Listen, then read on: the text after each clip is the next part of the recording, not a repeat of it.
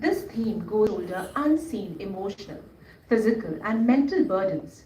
Today's discussion will shine a light on healing, on how women reclaim their narrators, rebuild their health, strengthen their identities, and inspire others through their journeys. To formally commence today's TEDx JIMS Kalkaji Women event, I now invite our esteemed dignitaries and speakers to join us for the traditional lamp lighting ceremony, a symbol of knowledge, wisdom, and enlightenment. It is my honor to invite Dr. Amit Gupta, Chairman, Dr. Anuj Verma, Director, JIMS Kalkaji, Dr. Anupama Sharma, HOD, PGDM, our distinguished speakers, Ms. Deepti Tomar, Dr. Sudipti Arora, Dr. Preeti Singh, Dr. Nilima Roy Chaudhary, and Ms. Shikha Singh to come forward. Commander said, Commander said, sir, please welcome.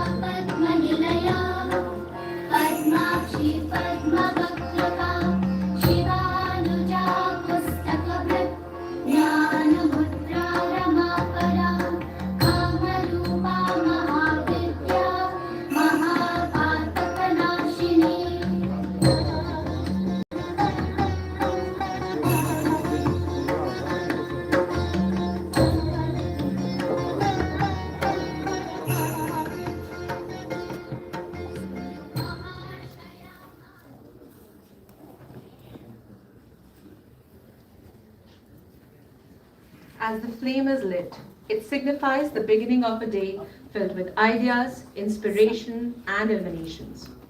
Thank you to all the dignitaries and speakers for the lamp lighting ceremony. Now it is my honor to invite our respected Chairman, sir, Dr. Amit Gupta, to deliver the welcome address. But before I call sir on the stage, allow me to briefly introduce him. Dr. Amit Gupta is a nationally respected educationist, entrepreneur, and philanthropist. He holds degrees from SRCC and IIFT and a PhD in international business from IB University. As the founder of JIMS Group, Sir has established 9 higher education institutions and 2 private state universities across North India. He's also an active member of Entrepreneurs Organization, Rotary International, and Roundtable, and was recently honored with the Outstanding Rotarian Award for his service to humanity. So, may I now request you to kindly deliver the welcome address. Let's welcome Amit Gupta, sir, with a round of applause.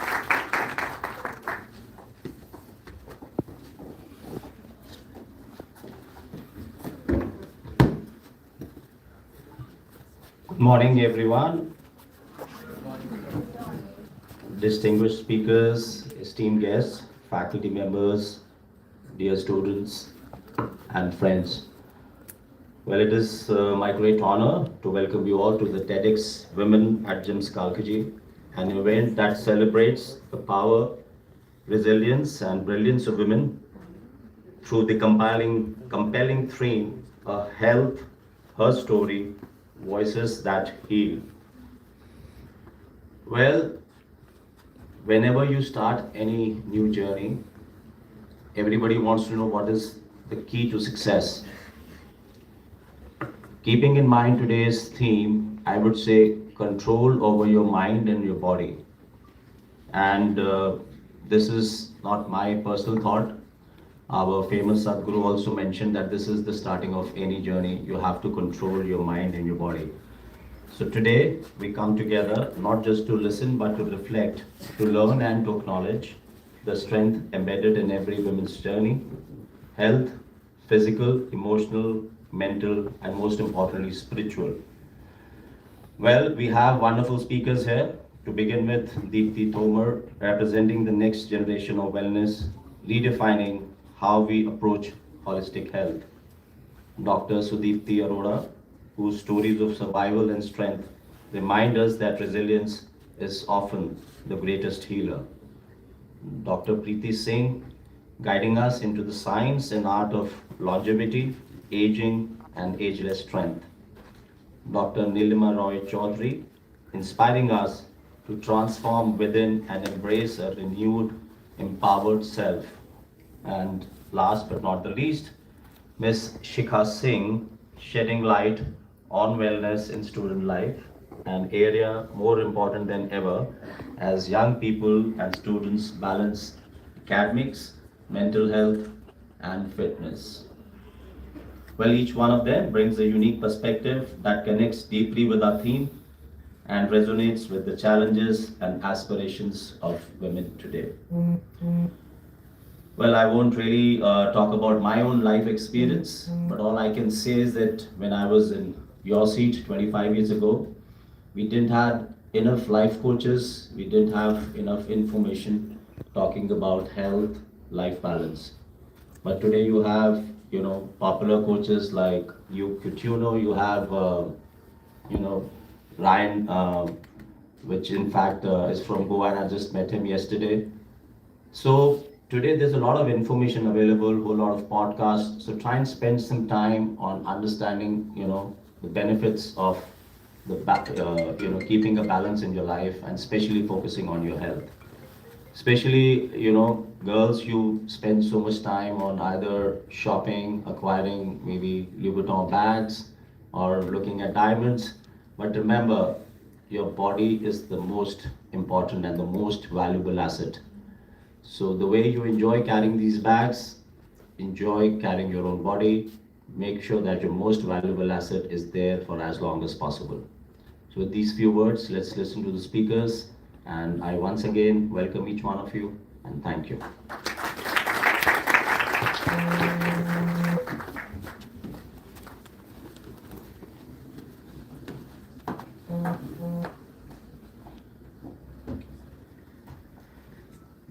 Thank you so much, sir, for your inspiring and insightful address. As we move ahead, we now begin today's TEDx event with a meaningful gesture, our Green Initiative, symbolizing growth, responsibility, and our commitment to nurturing both environment and powerful ideas. To lead this initiative, I would like to invite our esteemed Chairman, Sir, Dr. Amit Gupta, and our respected Director, Sir, Dr. Anuj Verma, and Seth, Sir, Ex-Director General of JIMS Kalkaji, to please come forward and give the Green Initiative. I would like to invite Ms. Deepti Tomar, Leadership Coach, TEDx Speaker, Learning and Cultural Strategist, to kindly come forward and receive the green welcome.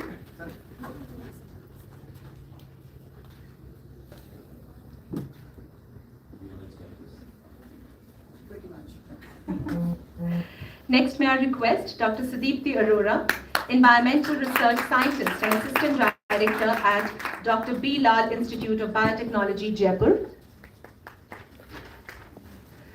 I now invite Dr. Preeti Singh, Professor, Author, Wellness and Lifelong Learning Advocate, to join us.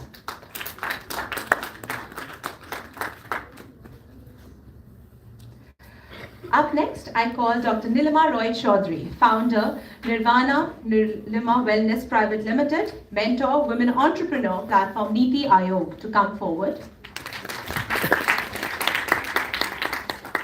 And finally, may I invite Ms. Shikha Singh, finance and consulting enthusiast, student leader, and advocate for holistic learning, to receive the Green Initiative.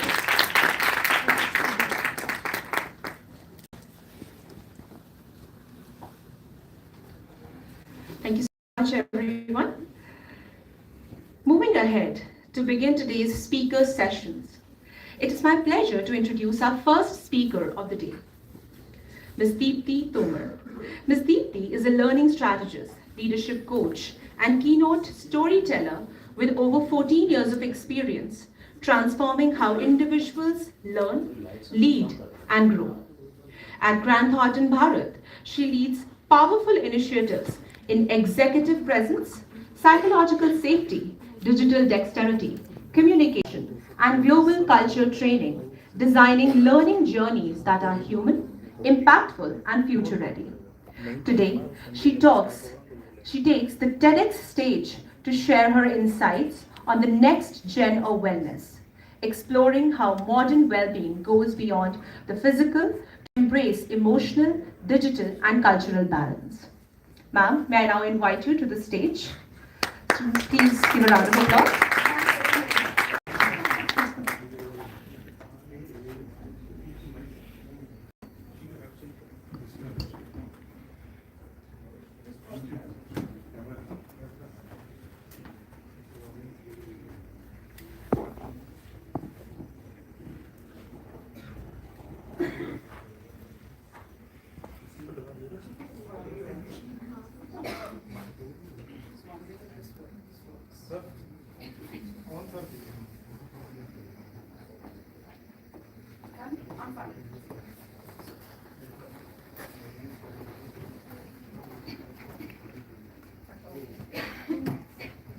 That's one of my receiver for PPT.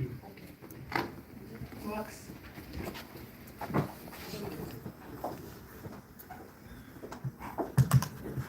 Can you hear me? Hi everyone. A very good morning to all of you.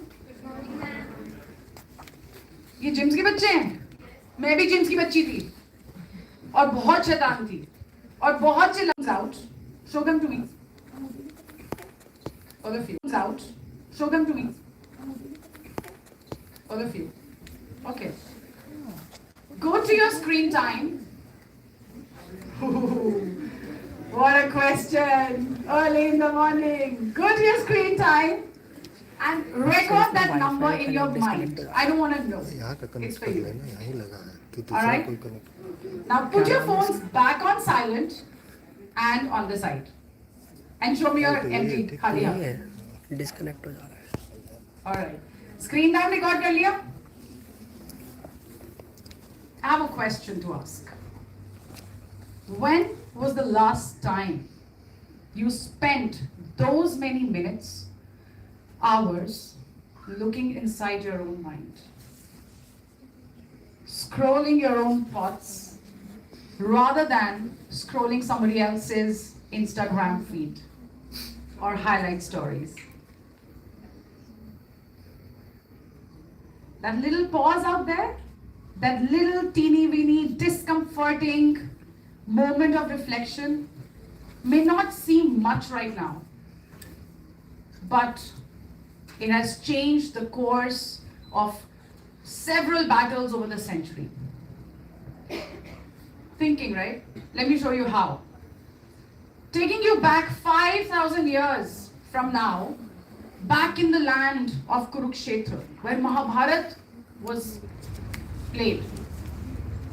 Mahabharata के बारे में सुना? Yes, ma'am. Everybody knows about Mahabharata? Yes, ma'am. For a few of my Gen Z darlings, Mahabharata के बारे में 2 लाइनें बता सकती हूँ आपको. So apparently, if you don't know much about it, you can think of it as the OG story of tough choices. A war where one family stood on 2 sides. A war fought not for land or territory or kingdom. A war fought for dharma, for justice, for truth, for dignity, and for duty. On one side, the Pandavas. The other, Kauravas. Brilliant, powerful, skilled, but riddled with envy and ego and control. And in all of this, at the center of all of this, was Arjun. A warrior raised for greatness. He was skilled, he was fabulous with his focus, he was disciplined, he was talented, painfully talented, and yet prepared his entire life. He had trained his entire life for this one moment. Yet, when that moment came, when the war actually began, he froze, mentally collapsed. Not because he was weak, but because who stood across him on the battlefield. He saw his teachers, his brothers, his elders, people who he dearly loved, who he grew up with. And in that moment, his body reacted. His hands shook, his mind raced, his bow slipped a little. And perhaps that was the world's oldest panic attack at the world's biggest stage. Next to Arjun stood Krishna, his charioteer, his Sarthi. Okay? He was calm, he was grounded, but he was absolutely unarmed. What could have Krishna done? He didn't upgrade Arjun's weapons. Neither did he pick one for him.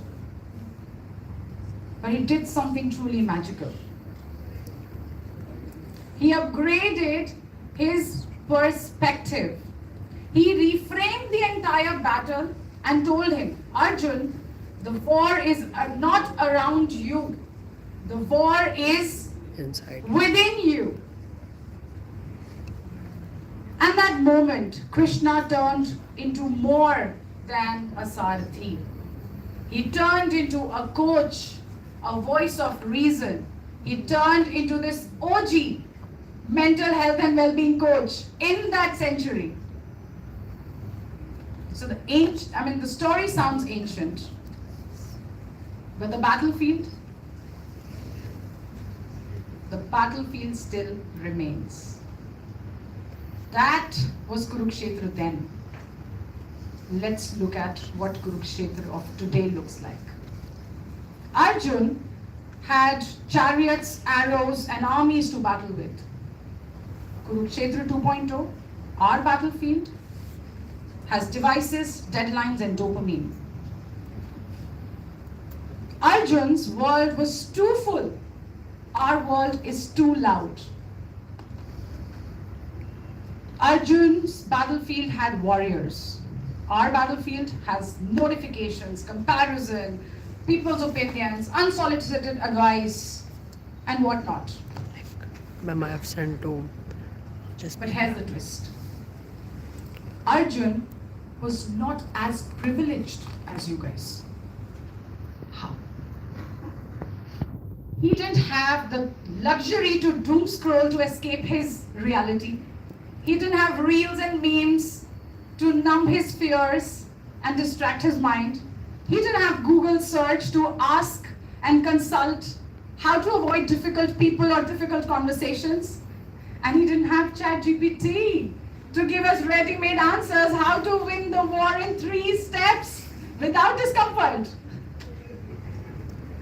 That, my friends, you guys, by far, in the history, are the most informed, the most connected, the most intelligent, and the most resourced generation we've seen. Yet very often, you're the most anxious, you're the most overstimulated, you're the most overwhelmed, and you're the most depressed generations we've seen. Do you see that difference? This is your privilege, and this is your punishment. Now, privilege is not a problem, but unfiltered privilege without inner guidance, without awareness, without mindfulness, that is. When the war gets too loud outside, you know, these privileges, these notifications and everything that I've spoken about, ये सारी चीजें हमारी जिंदगी का सच है और इन सब के चलते हमारी दुनिया बहुत ज्यादा noisy है. And when the world gets noisy outside, the first and the biggest casualty that happens is your inner voice.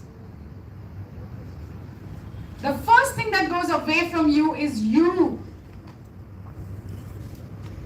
In Kurukshetra 1.0, besides Arjun, Krishna was there, just a tap away. Right?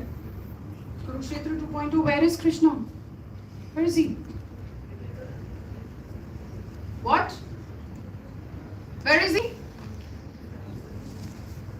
Speak out. Any guesses? Inside us. Like I said, you validated the most intelligent generations we've seen in the world over centuries. Yes, Krishna is within us. He sits within us. He's that gut feeling. He's that little nudge that you hear. He's that little silent whisper that tells you, no, you're not safe. Just pull back. He's that yes or a no we certainly sometimes ignore. That's your inner wisdom. That's your inner Krishna. Your inside integrated intel, your intuition. Now, there is a reason why this inner Krishna in Kurukshetra 2.0 seems a little difficult to reach. There's a reason why he's hard to hear. And the reason is Kauravas 2.0. Arjun fought with hundreds of them. Not much has changed. Kurukshetra 2.0, you have hundreds of them. Arjun's task was easy. He could see them on the battlefield. Arrow वहां से आ रहा है, पकड़ लेंगे उसको. हमारे generation में, हमारे कुरुक्षेत्र में, हमारे कौरव सामने दिख नहीं रहे. They're not visible. So Kauravas 2.0, I will take the luxury to introduce them to you. Not all 100, but a few. The first one, brain rot. That doom scroll that eats up your 2 hours, leaves you purposeless and empty and guilty. Where is the time in our life? But we just didn't even consciously took an account of what we just did on the phone. Purposeless. Rotting your brain away. The first Kaurav of distraction. The second one, body dysmorphia.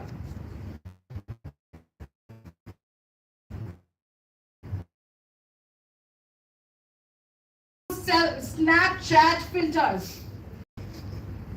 Every time you upload a photograph with filters on it, with edits on it, you're very silently telling yourself and convincing yourself that you're not good enough the way you are in reality, your actual self. Another Kaurav to fight. Third Kaurav, screen apnea. That midnight scroll, आंखें थकी हुई हैं, शरीर टूटा हुआ है, शरीर हर एक सिम्टम बता रहा है कि सोना है, लेकिन ये फोन ऐसे लेके बैठे हुए हैं, नाक पे गिरने वाला है, छोड़ें जब तक पास आउट नहीं हो जाएंगे. You know what happens while this activity is happening at night? Every night, we're losing our time, we're losing our attention. Of course, we have zero energy to do that.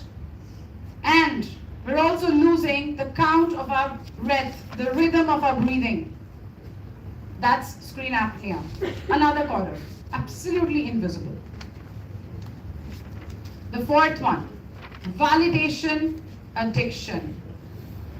That daily report card of yours with number of followers, number of likes, number of notifications, which tells you every time, the more the number, the bigger your self-worth. Every metric you tie your self-esteem with. Validation addiction. The next one, पुराना है, पर थोड़ा अब बड़ा हो गया. Envy and FOMO.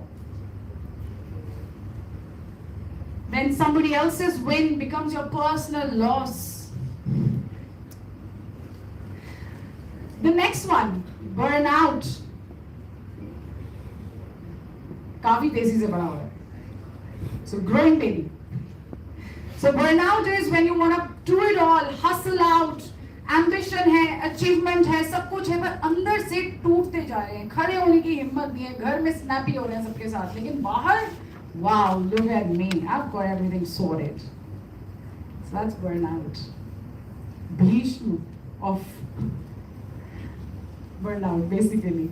So, of course, couple of these, but there are more and more which probably we don't even know in today's time as, standing here at this point.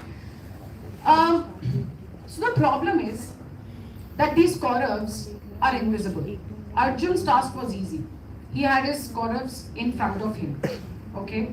And our task gets difficult because they're very invisible. Now the problem, again, so not the problem, but Kurukshetra 1.0, Arjun's issue was that he was fighting his family. They're not enemies, right? He was fighting his family. Kurukshetra 2.0, not much has changed again. These are not your enemies. These were supposed to be your enablers. Technology, ambition, hustle, wellness, all of these beautiful things, they were meant to make you stronger. Put yourself back to the center. Support you, guide you. Until they started controlling us. So what is the blind spot of wellness? What is the biggest blind spot of wellness? That we've become data rich and insight poor. We know our step count, we know our glucose spikes, we know our sleep cycles, we know our monthly cycles, we know everything about us. But we very often, rarely know how we truly feel, how we truly need to act or show up, what we really want, what is our purpose, and what is draining us or breaking us down by the days. No tab of that. So I think, my friends, the next generation of wellness can definitely just not be more routines, more hacks, more optimization. It got to start with reducing the noise in our worlds so that you can hear your inner Krishna again.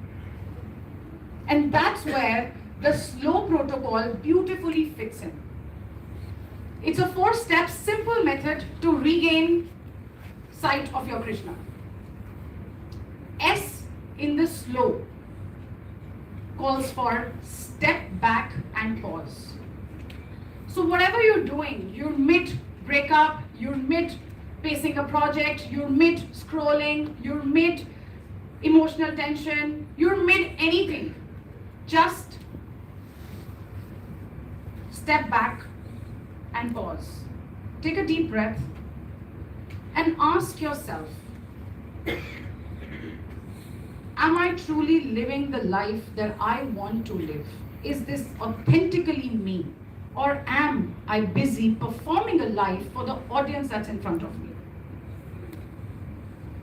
The moment you ask a question, it changes your brain chemistry. It puts you from a state of reaction into a state of reflection. And that is the beginning of battling any Kurukshetra, physical or digital. The L in slow stands for lowering the noise. अब अपने घर के कुछ खिड़की दरवाजे तो बंद करने ही पड़ेंगे शोर कम करने के लिए ताकि अपने अंदर की आवाज सुनाई दे. Just calls for that. Mute some notifications that are distractors. Leave the phones, digital devices. I'm not saying disconnect. It is an enabler. It is very important. It is your very important sathi. But you should not turn it into God, is what I'm saying. Let it guide you. Let it not become your God. So distract for a few minutes. Bring a balance back. Most often we don't even know what we're consuming. Khana to plate pe dikhta hai. 3 eggs, chicken breast, sab dikhta hai. We know that we're eating protein, right? Fats again. But you're consuming much more. You're consuming people's opinions, their unsolicited advice. You're consuming their comparison coming your way. You're consuming toxicity where that comes inside your brain when you listen to someone who's probably achieved or hustled and made it big. All of those things you're consuming. It's going inside your body. So please slow down. और अपनी जिंदगी को थोड़ी सी सीमित कर लो. जरूरी नहीं है कि everything needs to be seen and shown to the world. The O in slow stands for own your rhythm. Are you aware that your body has its own intel, its own GPS, its own algorithms? It's talking to you every minute through satiety cues, through circadian rhythms, for women through infradian rhythms, through emotional reactions. Everything your body is telling to you from morning till the night. So please own that rhythm. The saddest part is that we've stopped listening to our body, and for all the good reasons, because you know what? We're lazy beings. We've outsourced all of that job to the Whoop bands and the Aura rings and the smartphones and the apps and the trackers. How beautiful would it be if we just leave that noise and come back to our own body and listen to it? Eat when you're hungry, sleep when you're sleepy, talk to a friend when you feel heavy. It's so easy. Life can be very simple. The more simple it is, the closer you are to your intuition. So please honor your gut, honor your inner charioteer. That's your compass, and it will always and always give you the right direction. The last one, W. W stands for win with intention. You know, when you slow down a little, you're able to see things a little bit more, tad bit more clearly. And when that happens, you reclaim the most powerful weapon of your life, which is choice. Arjun को महाभारत शुरू होने से पहले choice दी गई थी. He was presented with a choice. You are presented with a choice to every single day, and that's your privilege, guys. You got it every single day. He got it just one time. So please start your day with an intention. The moment you stand in front of the mirror, first thing should be that you smile at yourself to make it another day, and then just say 2 words: I choose. And then you choose to be whatever you want to be in this freaking world. You choose you. You choose your family over friends for a day. You choose your friends over family for a day. You create balance. You choose chaos or hustle over relaxation because there is something very important to achieve. But you also choose rest over exhaustion some days. You choose progress over perfection some days. You choose perfection over progress some days. It's just a matter of making that intent. The moment you do that, the moment you put these 2 words in your mind, you gain your agency back. Your prefrontal cortex thanks you for it. You give the power back to it. And you become the author of your lives, and do not reduce yourself to just be a product of algorithms. So that is slow. Now here's a disclaimer. Some days your Kurukshetra is going to be dustier, louder than you ever thought, than you ever saw. And it may startle you. It may leave you feeling like a failure. You don't fail that time. You don't fall short that moment. What you need in that time is a torchbearer. Arjun had a guide next to him. There will be days when you will need a guide next to you. It could be a therapist who untangles your brain, your mind, your thoughts. It could be a coach, it could be a friend, it could be a book, it could be a podcast, whatever it is. You will need support from the external world. Don't shy away from that. Now, putting everything back and circling to one point. In my opinion, the next generation of wellness will be defined when we get clarity of what matters to us and to our lives, what brings quality and what drains us.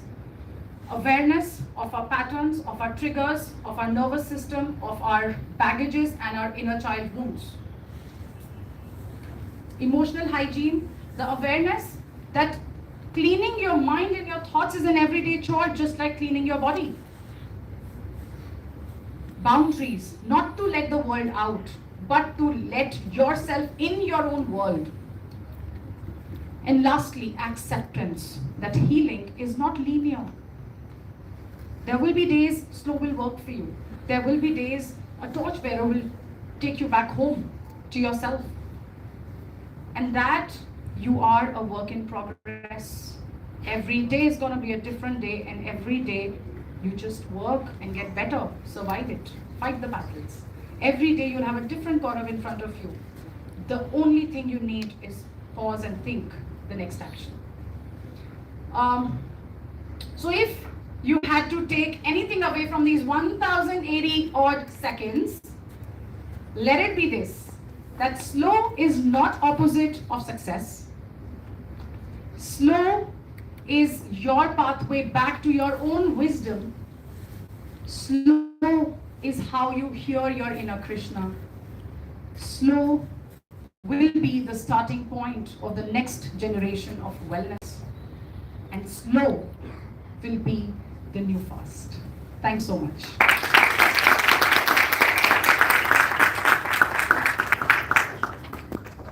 Thank you for aligning with me. Thank you so much, ma'am, for those insightful and refreshing perspectives on the evolving dimensions of wellness, rooted from the largest stage of history, realigning our lives with the Arjuna and the Krishna. Your words have set a powerful tone for the day. Moving forward, it is my honor to introduce our next speaker, Dr. Sudipti Arora. Dr. Arora is an environmental researcher, scientist, and assistant director at Dr. B. Lal Institute of Biotechnology, Jaipur. A visionary in sustainability, she specializes in waste and water management and holds a patent for her groundbreaking vermifiltration wastewater treatment technology. She is the founder of the Prakrit Sustainable Integrated Foundation and the Vice Center, leading powerful initiatives for women, youth, and environmental actions aligned with global SDGs. She also serves as the ESG consultant, chairperson of the Esocham Rajasthan's Women Wing, and president of Energy Swaraj Foundation, Jaipur chapter. Today, she shares her inspiring reflections on stories of survival and strength, a journey of resilience, innovation, and social transformation. Ma'am, may I please invite you to the stage. Please welcome Ma'am with a big round of applause. Thank you so much, Dr. Palak. A very, very good morning to all of you. Good morning. Good morning. Thank you.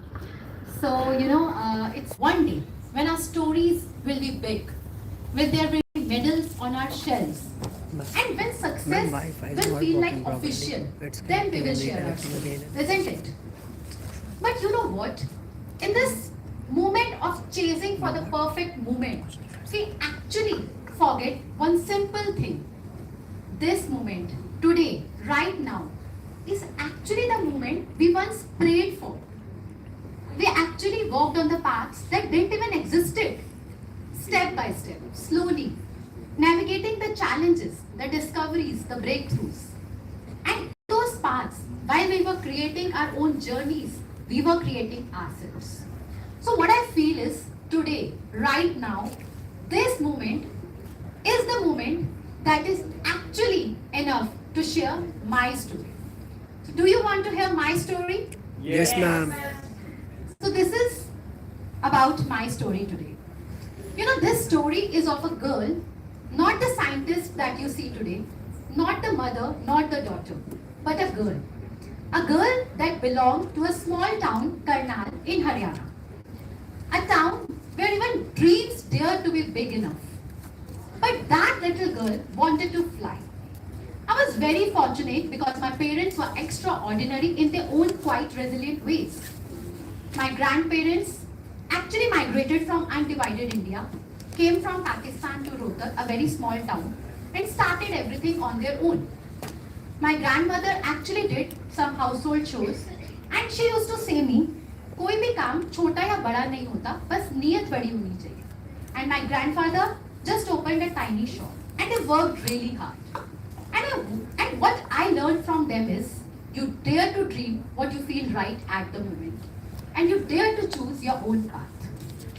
I remember my father was telling me this story that he was barely 17 when he shifted from Rohtak to a town called Karnal, and he started his own furniture business, literally brick by brick. Due to his financial constraints, he could not study much, but I saw him working really hard, and he never complained about it. Through him, I learned hard work, consistency, and persistence. I was barely 13 when I saw my mother knitting, and me and my brother were watching TV, and one day I saw her actually fall off the sofa. And overnight, our rooms and our homes were rearranged. My mother was diagnosed with epilepsy, a condition we rarely talk about. And till today, I have never seen my mom missing a single dose of her medicine, because she feels that one day she'll be fine, and she is. This resilience became my inheritance. I remember my dad saying, how can a person who is just 10th pass can raise a daughter who is a global scientist, a change maker, a social entrepreneur, and a TEDx speaker today?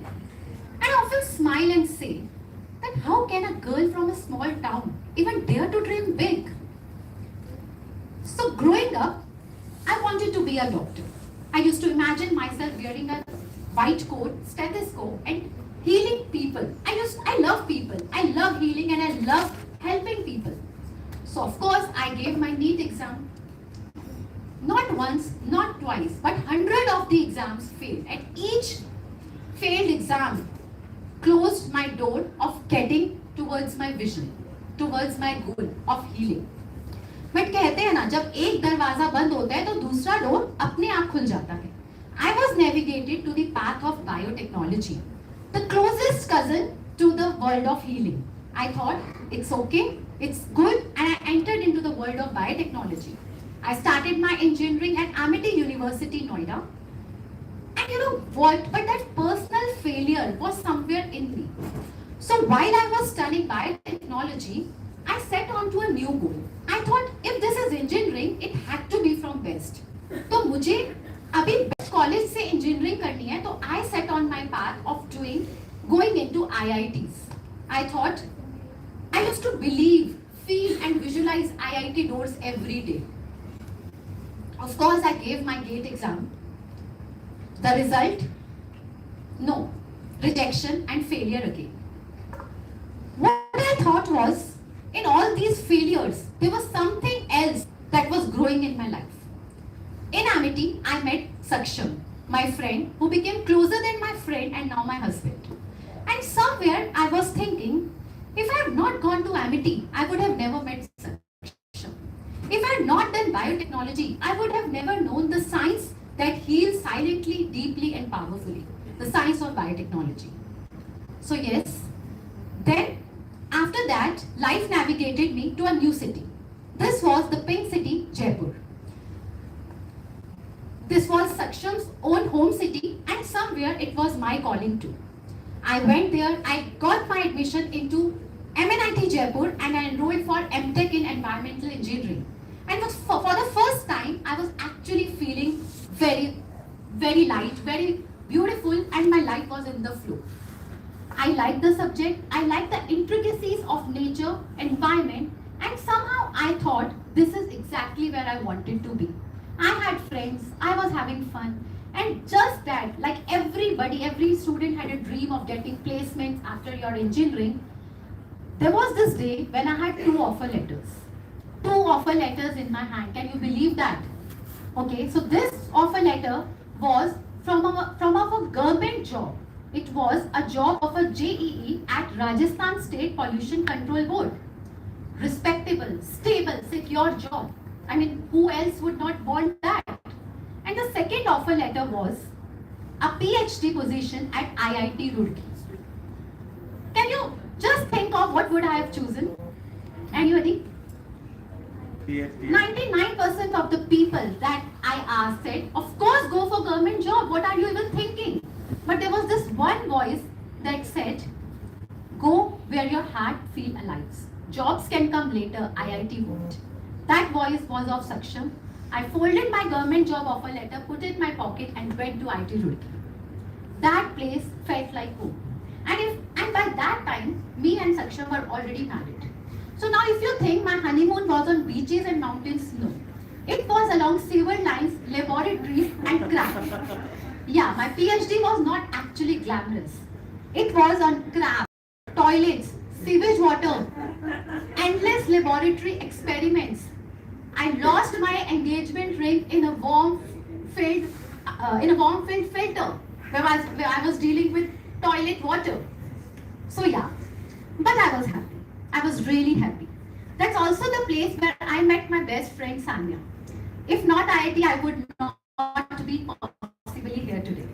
But yeah, when my PhD was going really beautiful, my data was flowing freely, I was about to submit my research paper, I got a call.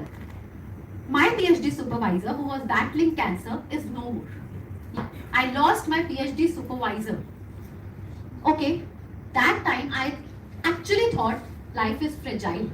And that's why my work now on health and environment is truly important.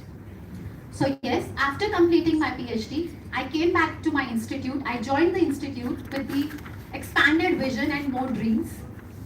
Now as a scientist, I wanted to expand my innovation, expand my research, and I applied for Biotechnology Ignition Grant, which gives 50 lakhs funding to young researcher to expand your technology. Endless preparations, 2 interviews, lot of studies.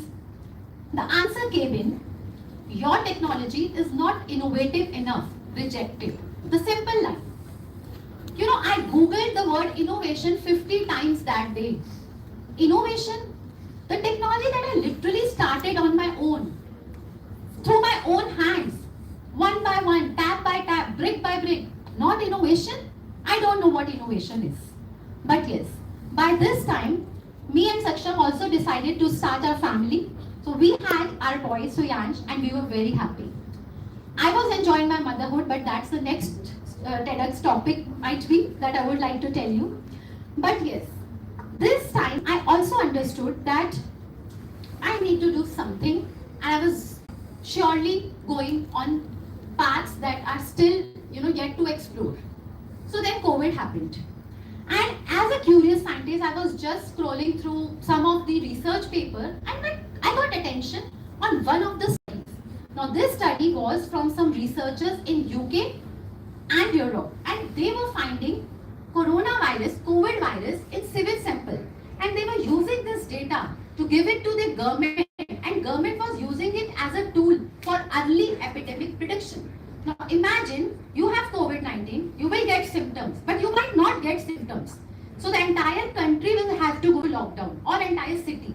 But through this tool, we can predict the coronavirus early through sewage, because you might get symptoms or you not, but your toilet and your sewage will speak volumes about it. So I asked my mentors, they hesitated. I asked my students, they were unsure. At that time I remember what I learned from my grandparents. You dare to walk on the path, you dare to choose your own path. I put on my lab coat. I still remember on 4th May 2020, I went to the field and started collecting sewage samples. Sewage was my thing. I thought I will do it. I've always learned about it. I came back with 6 samples. 6 days, non-stop experiments. Almost all the methodologies that were available on the research I did. None of them actually worked. But one fine day, on the 6th day, we saw a little bit of tiny COVID-19 virus in one of the samples. That sample was from SMS Hospital, Jaipur. That gave us hope. because at that time all the patients were actually residing in that hospital. We again went back to the field, we collected more samples, we tested our hypothesis, and in 1.5 months, we published our research paper. The next morning I woke up, I saw a news. Indian scientists found coronavirus for the first time. We were all in the news. Our work was featured in some of the reputed Nature magazine. We got calls. And there was one call I remember from a scientist in Nagpur. He was from JIMS and he was on a call and he said, Dr. Arora, your work is incredible. Can we work together? I said yes. In next few months, we designed a project. We sent it to University of Nottingham. And the next day I read, congratulations, your proposal has been accepted by Global Challenges Research Fund in University of Nottingham. So all this while, when the national doors were closing on me, there was this international grant that saw my work. And I was very happy. And the scientist in me was, dancing and happy. And I thought, now at least my work is going places. We were on the global maps. But during this time, there was this other project that was folding. And this story actually didn't start at any field or laboratory. It started in a classroom. So I'm very passionate about teaching. I was teaching a group of students about waste management. And I was telling them, घर से कचरा निकलता है, वो segregate होता है, it goes to a transfer station and there are gravity tube system and material recovery, all of that. And one student, like you, stood up and he challenged me. He said, ma'am, whatever you're teaching is wrong. And I said, how can you say that? Please go to library, open the page number and you will find. But suddenly I remember, I thought that whatever he's telling is actually not right, because whatever I was teaching is some foreign authored book. I might not know what's happening. And next day I invited him to my office and I said, where are you from? He said, I'm from a village called Andi. I said, let's go. We went to that village and I was shocked. There was not a single place on the street where I could stand. For 8 hours we were there. There were no toilets. There were a lot of problems related to waste. And what I understood in that moment was, it's not worth publishing hundreds of research papers when science is actually not reaching society. When technologies are only packed in labs and like reading. So I thought we must do. Then fortunately our project was really appreciated by the reviewers. But because of COVID, it took us. And then I remember this date, I can never forget, 16 December 2021. So in the morning, I got a call from this DST officer that Dr. Arora always thinks that it will never happen to me. And of course, it can never happen to me. So, curable, yes. The treatment, don't even ask about it. 6 rounds of chemotherapy and 25 rounds of radiation, 6 months of treatment. But yes, this was this day when my sky split into two. On one hand, I had grant, I had a village, I had a team to work on. Finally, my passion was getting its purpose, and on the other hand, I had chemo reports, hair fall, blood tests, and nausea and whatnot. Somewhere in this treatment, I was wishing that I would be the one who will not lost all this. I have a beautiful life. I guess this will not happen. But this, these are the chemos and it will have their own thing. So yes, and all of this, one thing that actually helped me was this book. I was reading this book during COVID and then again I picked it up, and the book was The Magic. And I randomly opened that book and there was this chapter 7, which is Magical Way Out of Meditation. So this chapter read that आपकी life में कितनी भी बड़ी से बड़ी मुसीबत आ जाए, as much difficulties as you are facing, 99% of the life will not be fine. There must be one thing that is going right now. Just write about it. So I picked up my journal and I started writing. So I wrote, I have early detection. I have doctors who can heal me. I have family to take care. I have friends whom I can talk about. I have hospital. I have this beautiful room and home where I am staying. I have assurance that I'll be recovered. I have cure. And I have family and I have life. So not one, but I could write 25 reasons to be grateful for. And that gratitude became my anchor, became my medicine. Every day I used to write things that I'm really, really grateful for. And so, not even chemos or radiations could, do anything about me. So, as now I recall that, all of this, everything that was happening to me was for me, not to me. Then moving ahead, I remember once, actually after my recovery, I was all fine and we planned a short trip to Goa to celebrate our 10th wedding anniversary. So just before I was packing, I just randomly opened my email just out of curiosity. Look, a habit. And I saw IWA Grunt Force Youth Action for SDG 6 Fellowship. Okay, so this read that last date is 25th November and today was 21st. Okay, the age criteria is 35. I was 34 that time. 12 candidates will be selected across the globe and one from India. One from India, and I put back my laptop and I went again to packing. But somewhere, this feeling that I had, because when I was going through cancer, I read it somewhere that in the universe, there is no reason for cancer otherwise. But in the universe, there's this lucky draw. And you're randomly, you got selected. That is how cancer works, what I feel. It was not genetic, it was not lifestyle, but maybe I was picked. So I thought, why not? Maybe I would be picked here also. That was the thought. And I just picked my laptop and went to Goa. On the second day of our trip, I asked my husband, can I please work for a few hours? I really need to apply. He said, okay. So for straight 6 hours, I was working on my application, and just before time, on the last day, I just clicked the submitted button. Next 7 days, I had some interviews. And on 16th December 2022, so just 1 year, exactly 1 year after this, I got this email. Congratulations, Dr. Sudipti. You have been selected as one of the 12 IWA Gruntfuss Fellowship.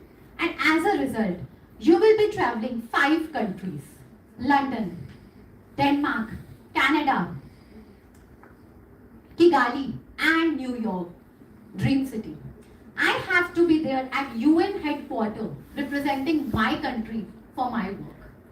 That was how I was picked. Thank you. So, at this moment, what I found out that whatever was happening to me was actually making me go towards the path that was meant to be. So in this journey, I learned 6 lessons and I want to share with all of you. First, failure is not the end, it is the bend. Success never taught me, but failure always made me do wherever I was supposed to go. Second, gratitude is your greatest strength. Even in the darkest of moments, that flicker of light, find it, write about it, thanks it, because gratitude turns pain into purpose. Third, manifestation is real. What you visualize expand. What you write, what you see, what you manifest actually comes to you in the most miraculous way you can not even imagine for. Fourth, miracles happen when you let go. So do not hold them tight and just surrender it to the universe. Letting loose is not sad. Letting loose is easy because that will open a new doors and new opportunities for you. Fifth, life is short. Life is short. Live it on purpose. So follow your ikigai. Follow your purpose. Don't build your purpose on pressure, but on your passion. So, and that is why today a girl that failed NEET, a girl that couldn't clear GATE, a girl that actually was rejected more times than I could count, a girl with biopsy reports and chemotherapy and hospital, today is a global scientist, a social entrepreneur, a change maker, have recently received award by the royal families of Jaipur and have written my book, one story at a time. And in this book, which is going to be live on 14 December, in this book, you will not hear just my story, but it will be a collection of many stories. And in those pages of book, I'm sure you will find your stories. Stories of courage, stories of strength, stories of resilience. Because what I now have learned throughout my life is each stories matter, and your story is the most powerful one. So embrace it and grace it with all that you have. Thank you so much. I just want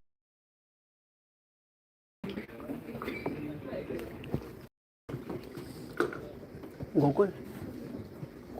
A self-sustaining village that is 100% zero waste. वो सबसे पहले कचरा फेंकते थे, इधर कोने कोने में देखा था कोई नहीं देख रहा, रोड पे फेंक दिया है, चाहे पड़ोस वाले मकान में नहीं देख रहा, पड़ोस वाले की भाड़ी पड़ी। अब ऐसे हो गई, ठीक है, आएगा कचरा उसको सब उठा के ले जाए। और जो किचन वेस्ट निकलता है ना, फल सब्जी के छिलके वगैरह, उनकी हम है ना कंपोस्ट बना लेते हैं। What if I told you that one of the most advanced sustainability projects in India isn't in a fancy tech park? It's right here with me in Andhi. In this small village in Rajasthan, not a single piece of waste from food to water gets thrown away. It gets used. And the person who made this happen, Dr. Sudipti Arora, a biotechnologist with a PhD from IIT Roorkee, actually left the lab to come here to the dust and the heat for one reason. to prove that it's not worth publishing so many research papers if science and technology is actually not reaching society. Between chemotherapy sessions for stage 2 cancer, Sudipti designed a revolutionary self-sustaining blueprint for Andhi. It was brilliant. So brilliant, in fact, Sudipti got a rupees 2 crore grant to make it real. The funding was received at Dr. B. Lal Institute of Biotechnology, Jaipur, Rajasthan. First, the vermi filter. Simple but genius design of earthworms, gravel and solar-powered pumps. She created a system that takes dirty water from kitchens and bathrooms and makes it clean enough for farming. This one of its kind, my own patented technology, vermifiltration technology, is being implemented at Andhi village, Rajasthan, and the treated water is now being used in the gardens. Then the biogas plant in the local school. Instead of throwing away food waste, it now powers the school's kitchen. The children see circular economy in action every single day. ये biogas हमारे खाने में उपयोग आता है और जो भी कला हुआ कचरा जो भी होता है हम इस पर डालते हैं, इससे बायोगैस बनता है। And perhaps the most beautiful, floating wetlands. When Sudipti came to Andhi for the very first time, she saw 80% of the sewage being dumped right here. This water was then used for farming practices. That's when we thought that we should do something about it. We should build a nature-based system that could naturally treat this wastewater. And then we designed and developed a 20 KLD constructed wetland technology. Now, plants treat this sewage wastewater and the water is being now used for sustainable agriculture practices. Sudipti and her team turned the entire village into a living, breathing, eco-living lab. And it worked. But to truly grasp its importance, we need to understand the immense pressure India is under right now. 12.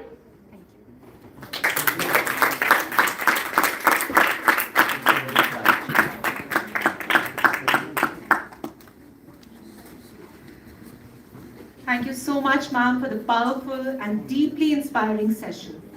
Your journey and insights truly remind us of the extraordinary strength that emerges through resilience. Now it's my privilege to introduce Dr. Preeti Singh. Dr. Singh is a distinguished academician, author, and creative thinker with a remarkable career in education spanning over 5 decades. She has served at Jesus and Mary College, University of Delhi, and later headed the postgraduate department of international business at JIMS Kalkaji. As managing editor of the journal 8M, she has contributed immensely through the leadership in management education. Her extensive published works in finance, culture, and human resources continue to guide students and professionals across generations. She is also a global speaker, having presented her research across Sweden, the USA, and Thailand. Beyond academics, she is a mentor, advisor, and wellness enthusiast who believes in living each day with gratitude and joy. Today, she brings her wisdom to the TEDx stage with the talk, Longevity, Aging, and Ageless Strength. Welcome, ma'am. Please give a round of applause, please.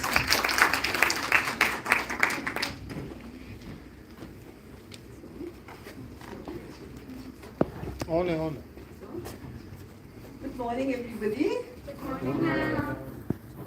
Well, first of all, I have Dr. Seth here, Commander Seth here, with whom I worked for 6 years. And I must say it has been great fun working here. It has been a great learning experience. And all of you were students, and it's fun to see you back again. So hello everybody. So, no hellos. Hello. I'm coming back after 5 years to the institute. Yes. So now, first of all, we're talking about ageless strength. First of all, tell me, how many of you are excited every morning? How many? Every morning? Every morning. Well, that's good to hear, but that's very few people who are excited. Well, everybody should be excited every day for something or the other.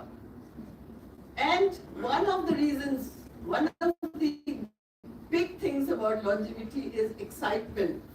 Have you seen a mosquito? He has such a small life, such a short life. How do you hear it? Buzz. What is that? Excitement about life. Now, I see a lot of people here just now also, lethargic, not happy, looking into their phones. Well, look here. Hello. Yes, there should be excitement. And excitement every day in you. Every day you must find the sunrise exciting. You must find coming to work exciting. You must find going back exciting. I know there is a lot of traffic, even that is exciting. You meet tons of people on the way. So everything in life is exciting. And take the example always of a mosquito. Brrr. Look at the huge human being. It does brrr, sucks your blood, and you get malaria. And you are gone, you are dead. Right? It gives you chikungunya. Even I had chikungunya while I was working here. But I was so excited, I came back on the 3rd day. And when I was back here, I climbed the stairs. I never used to go by lift. And you can ask some of my old faculty members here who saw me. I never went up the lift during that time. I went up the stairs. And I got back feeling well very soon. So a mosquito can give you, well, these days people are dying with mosquito bites. So a mosquito does so many things. Look at a butterfly. A butterfly has such a small life, but it makes you happy. It flits and goes from flower to flower, goes from your hand to hand, and you smile, you feel happy about it. So be like these, be excited about whatever you do in life. So excitement is something which will elongate your life, which will make you happy always. So it brings you happiness. Of course, I gave you a destructive example to bring out some excitement in you. And the second thing, let me cite an example of an IIT student. I used to teach at IIT Delhi. And I used to be there at 8 a.m. in the morning, all ready for work. And the MTech students used to come, and you know, in IIT you're not supposed to be late. There is no late coming. You just cannot get in after the bell comes in. You just have to be there. So these people used to come every day to class, shoddy, in their pajamas sometimes, because they used to live in the hostel. They were not supposed to go home. So they would come up from the hostel, come straight to class, and attend the class very diligently, very well, and then go back. So one fine day, I found one student missing, and he came late. Another day, I found 2 students missing, and they came late.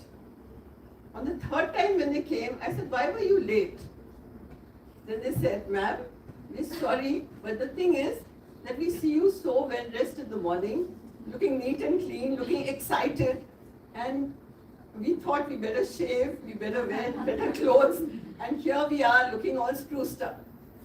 So they became excited, and one of them is an IAS officer who still keeps in touch with me. And one of them, after his engineering, went to the US, and he also keeps in touch with me. So excitement in life is what they learn. Now please remember to put that in your basket. Be excited in life always. The second thing which I feel is very, very important is living in your present. Living in your present. That means think of now. So how will you think of now? How? By coming on time, by doing your work on time. And how do you do that? You have a good night, fresh, good night's sleep. Of course, the previous speaker already said, don't go on your mobile phones all the time. But I will project this point as a good night, fresh sleep. If you sleep well, your productivity is good. You work well. And so, it's important that you have a presence of mind, and that you will get only if you have good sleep. So you must have your 6 hours or 7 hours or 8 hours of sleep, whatever you require, so that you are fresh the whole day. So remember, 2 parameters I've already given you: excitement and sleeping well for productivity.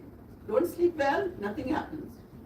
The third thing which you must always remember for happiness: they say money does not buy you happiness, but money buys away your worries. So having taught finance, let me say savings and investment is one of the big things in life which will bring in happiness in your long years. Again, there is a story of a student who wore beautiful clothes, very well-fashioned clothes. After he finished his MBA, I won't tell you which institute, but he finished his MBA, he got a good job, and he started living in a 3-bedroom apartment. And one day, he made an appointment with me, he called me up, and he said that, ma'am, I have got a good job, I want to take you out for dinner tonight. And I was very happy. He said, I will be coming to your house and pick you up, and I'll pick you up from there. Or we'll go in your car. That was also acceptable. So he came, and when he came armed with his girlfriend, brought flowers for me, and then he took us to the best place, one of the best places in Delhi. We went there, and he told me, ma'am, I have a fantastic job, I have a beautiful apartment, you must visit my apartment. And I said, how do you manage all this? And then he told me his salary also. I said, how do you manage all this in your salary? You're very fond of clothes, you said, and you're very fond of good living. You get food from outside all the time. So how do you manage? And you know what he said? Ma'am, I get some amount of money from my family every month. I call my father to send me money. So I told him, I said, well, this might buy you happiness for a short while, but this is not the way that life is going to make you happy ultimately. So he asked me, what should I do then, ma'am? I said, start saving. Whatever you earn from your first salary, begin saving 10% of it. Don't save too much, don't save too little, but save. Save and invest. And invest slowly. This passive investment is going to help you at a later stage. Be a long-term investor. You don't need to sit down and make fast changes in your portfolio all the time. And don't make too many securities, too many shares. No. Start with your SIPs. Start with the mutual funds. Start with life insurance, term plans. Start small. But remember, savings is a very important parameter for bringing happiness and bringing long life. And making you happy in your long life. Because when you retire, you don't have the funds. And you want to live well. You may not understand today. But it is your starting point. If you don't understand today, I said live in the present. If you don't understand today, time is lost. And time management is a very important factor in your life. Time management will give you productivity, time management will give you friends, time management will give you money, time management will give you a lot of things. So manage your time. And when you manage your time, you can manage your family as well as your workplace. Treat your work as a happy place. For me, working was always happy. It's so happy to see everybody, to talk to everybody. So the next point that I'm going to project is social interaction. Now, social interaction is fine. What happens in college? You are in college, you are meeting people, and after you go away from college, you forget your friends. You get busy with your work, you go away, you start raising a family, you're busy with your family. What happened to those friends? You don't know. I haven't met that person for so long. So what is important is not only social interaction, but building a relation. So build a relationship. You can't build a relationship with everybody, but build relationships. I just told you that I worked with Dr. Seth for 6 years and we are still in touch. It's a relationship we built over the years. So relationship building is very important. It's not only social interaction. You have to do something to get something in return. And you're always rewarded with affection, with love, while you're working, it's always work oriented. But later, it continues and it doesn't make you feel lonely. Many of our students, they say that I'm introvert. Ma'am, I'm an introvert. I cannot mix with people. Well, then you're going to be lonely in life. You have to change. You have to make that change somewhere. So always manage your time with your family, with your friends, build relationships, be excited at work, and don't forget, saving and investment is a very important parameter. Without it, there is no life. Because if you don't have money, your bills are not paid for. Are you going to wait for your family to pay your bills? They will also reject you after some time. They'll say goodbye. I can't give you any more money. So don't get that rejection. In fact, be a help to your family. And see how your life is long and happy with these 5 parameters. Excitement. So all of you are going to be excited. Management. And then what about building relationships? Yes, build your relationships, build love for each other. You're friendly here, keep on building those relationships. Don't forget people so fast. And you won't be lonely then. And then, I said sleep is also a very important factor. All that is important. But again, to be happy, you must remember one very, very important factor. And that important factor is that physical activity is very important. All this lethargicness and only my phone and only sitting in the college is not going to help. You have to get out in nature. You have to also do some physical activity. So take yoga, take tai chi, take any kind of physical activity. And lastly, always keep learning. Learning new skills. Don't block your learning. Don't think that MBA is the end of everything. No, there are other skills to imbibe all the time. Now, I retired from here in 2020 and I went on to write a blog. For 5 years, I was writing. So that was learning new things online. I never did online writing. I did PhD, I did my research papers, everything. That was all offline. But here I learned to do things online, many things online. When first in Delhi University, it came out that we are supposed to take our attendance online. People rejected that idea. See how stupid it looks today. Those who did not learn, they are under stress today. And those who learned, they went ahead. So don't ever block your learning pattern. Unblock your ears, unblock your eyes. Now at this old age, I'm learning learning music. I didn't do any music while working all these years. That's learning new things. It keeps my mental activity active. and physical sense also active. So, love one another, meet one another often, be excited in life, and also save, invest, and finally, don't forget the mental and physical activities. Physical activities, even if you like dancing, go for dancing. If you like singing, go for singing.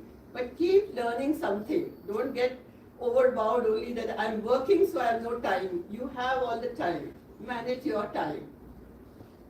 So with these words, I thank you for listening to me and sharing some ideas. I hope you remember some of these ideas. So thank you. Thank you, Tanya, for having met with me.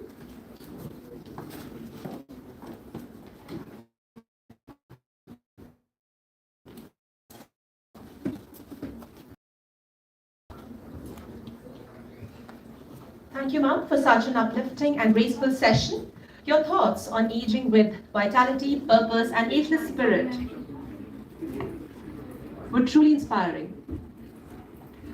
Our next speaker is Dr. Nilima Roy Chaudhary, a wellness expert, mentor, and an advocate for holistic living. She is the founder and director of Nirvana Nilima Wellness Private Limited and a recognized mental health and wellness mentor with Niti Aayog's Women Entrepreneurship Platform. A two-time TEDx speaker, Josh Talk speaker, and a guide to over 15,000 individuals across 25 states. She empowers people to transform challenges into purpose and strength. Dr. Nilima has been honored as a Startup Maharathi Award under Startup India and a graduate of the Goldman Sachs 10,000 Women Program at IIM Bangalore. Today, she speaks on Transform Within, Embrace the New You, an inspiring exploration of mindfulness, healing, and inner transformation. Ma'am, I would like to invite you on the stage. Please give a round of applause, please.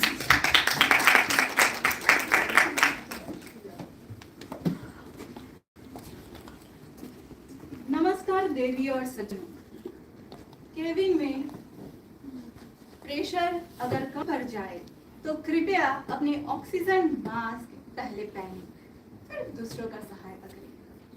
Good afternoon, ladies and gentlemen.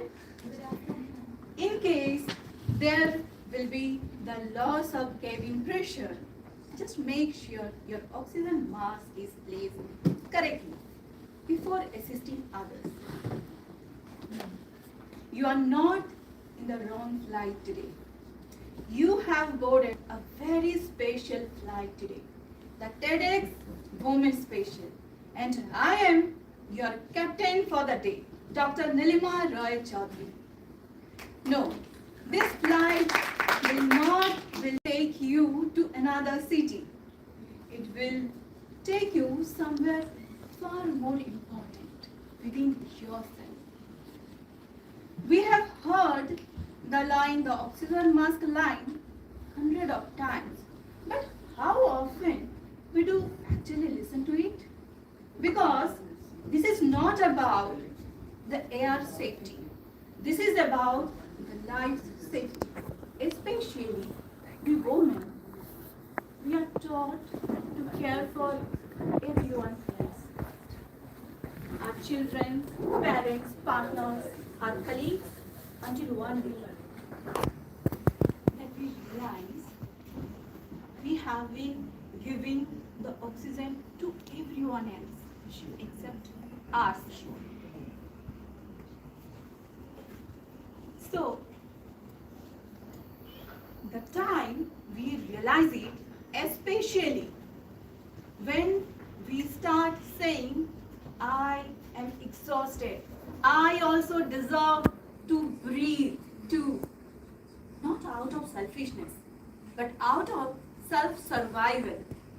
Because if you breathe fully, you are able to help others breathe freely.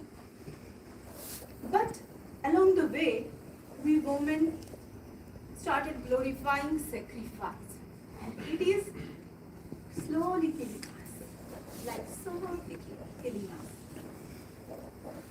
Sleepless nights, silent tears, the skipped meals, and we wear them like we are wearing the medals.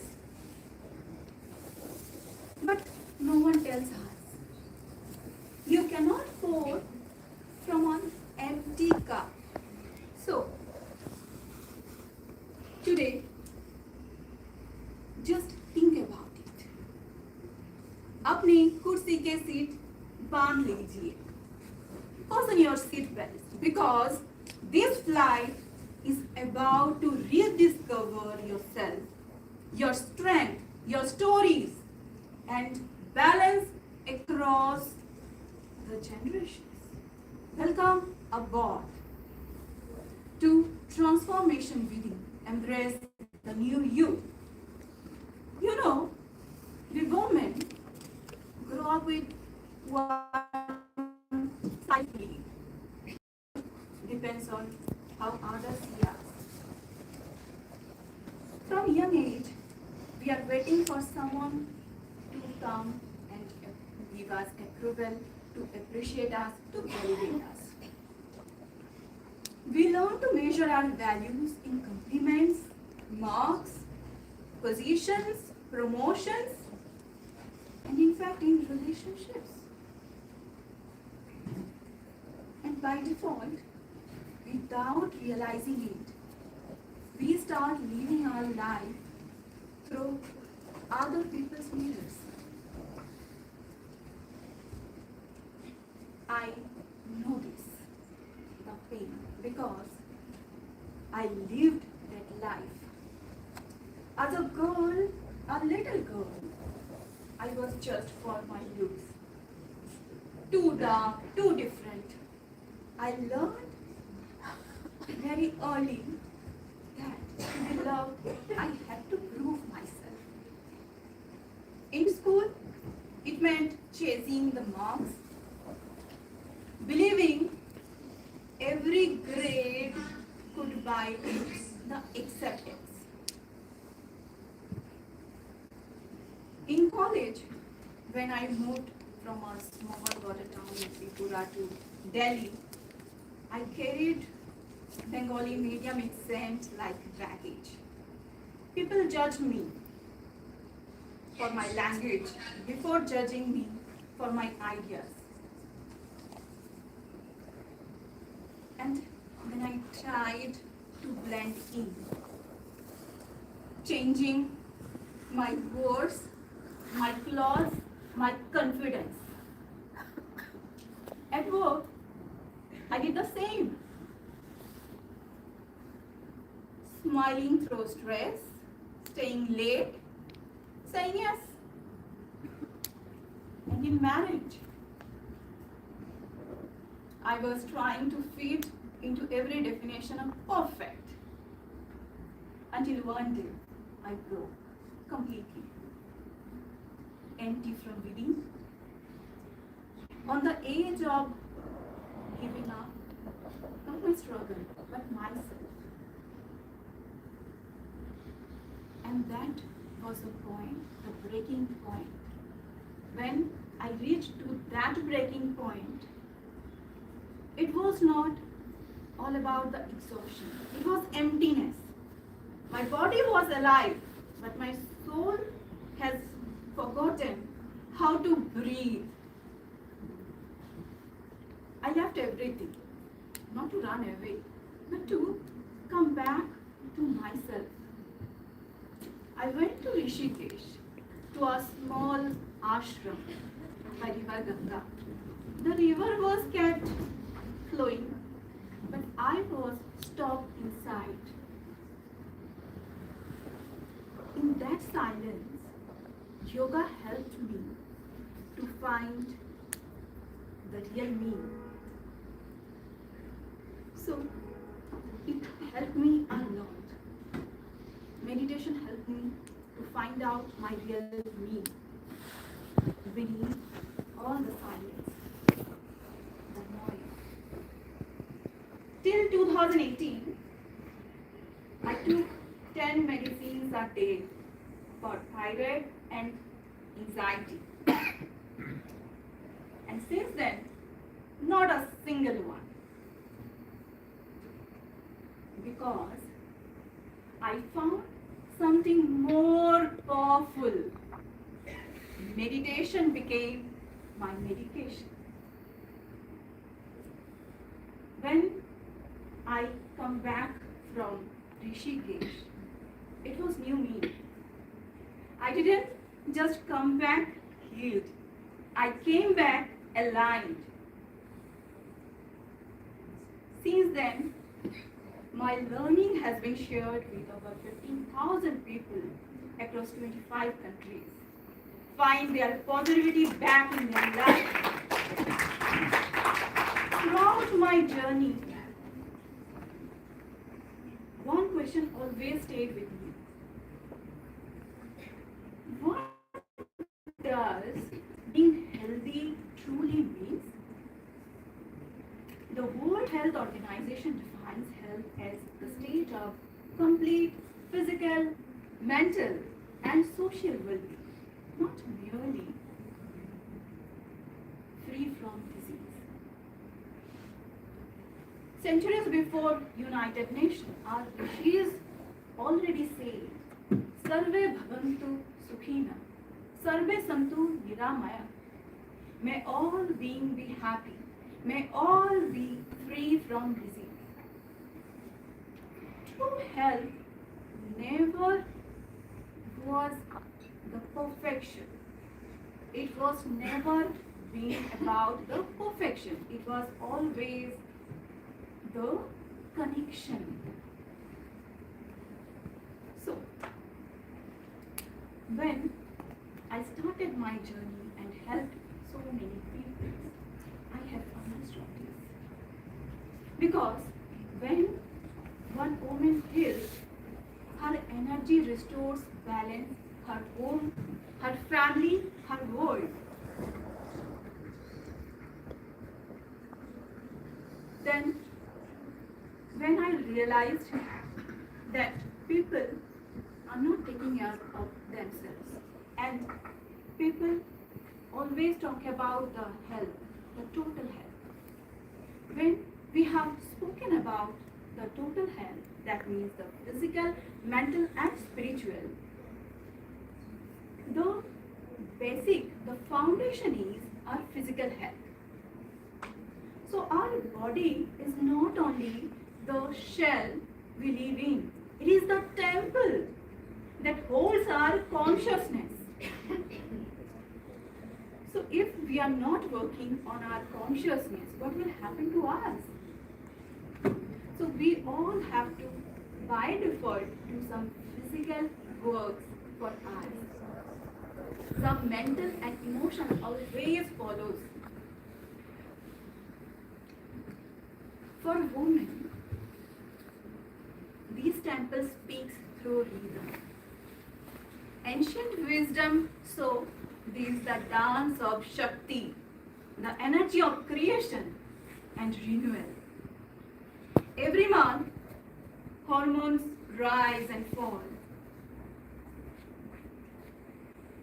So, we are women, we have to take care of this. During the follicular duration, your inner spring, the estrogen rises. Your energy lifts, creativity blossoms.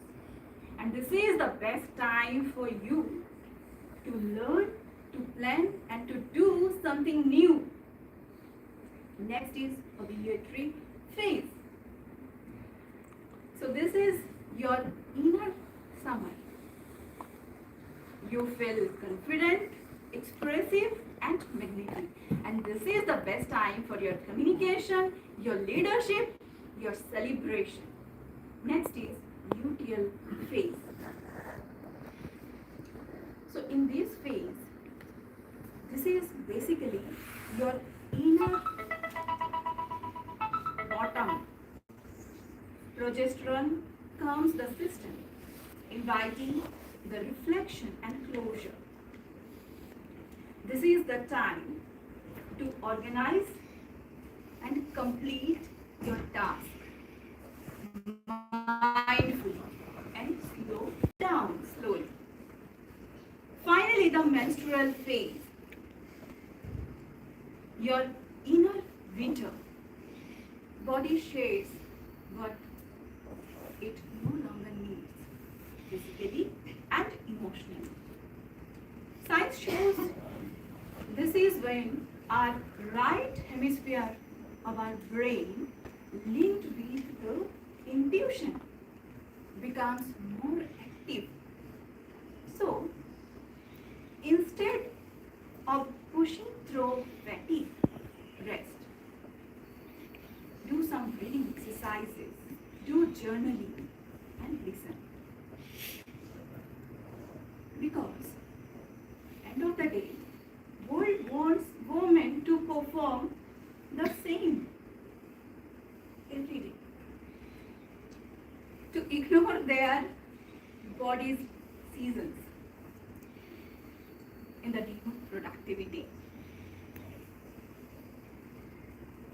But remember, nature does not mean all over.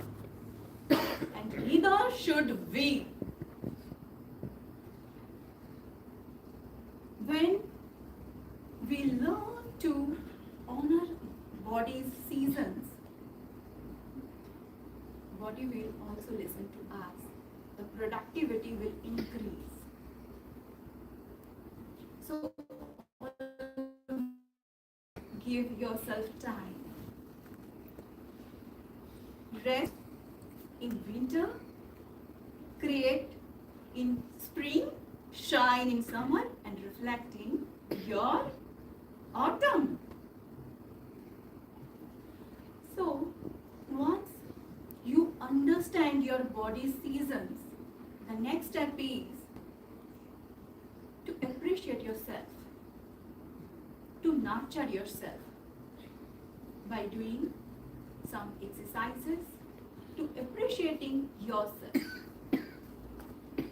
We women often forget to appreciate ourselves